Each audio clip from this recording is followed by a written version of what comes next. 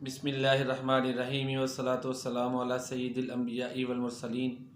Respected viewers, السلام علیکم ورحمۃ اللہ.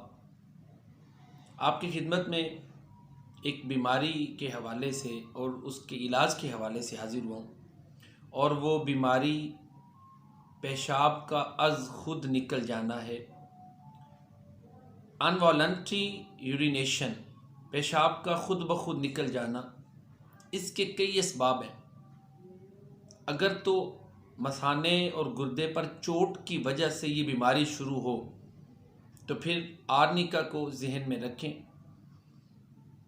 یا اس کا ریزن اگر عصبی کمزوری ہے تو پھر کالیم فاس کو ضرور ذہن میں رکھیں.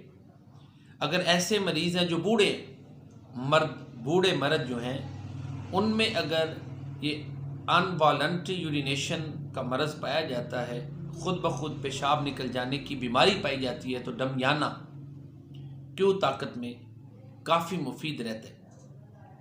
اسی طرح اگر فالج زدہ مریض ہے اور اس میں یہ بیماری ہے تو پھر کاسٹیکم کو ساتھ شامل رکھیں. یہ چند تجاویز ہیں.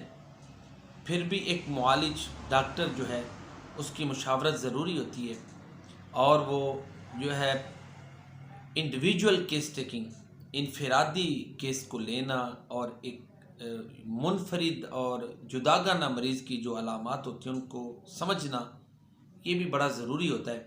بہرحال عام طور پر ایکویزائٹم جو ہے اس کو بھی اس مرض میں شامل کیا جا سکتا ہے.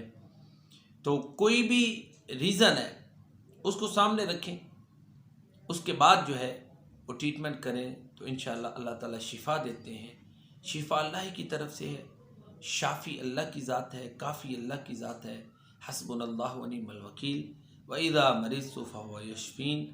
اللہ تعالیٰ ہمیں صحت یابی والی زندگی عطا فرمائے، ایمان پر خاتمہ فرمائے، اور روز محشر اللہ تعالیٰ ہمیں پیارے نبی کریم جناب محمد مصطفیٰ صلی اللہ علیہ وسلم کے ہاتھ سے حوض کوثر کا جام نصیب فرما کر ہمیں عزتیں عطا فرمائے.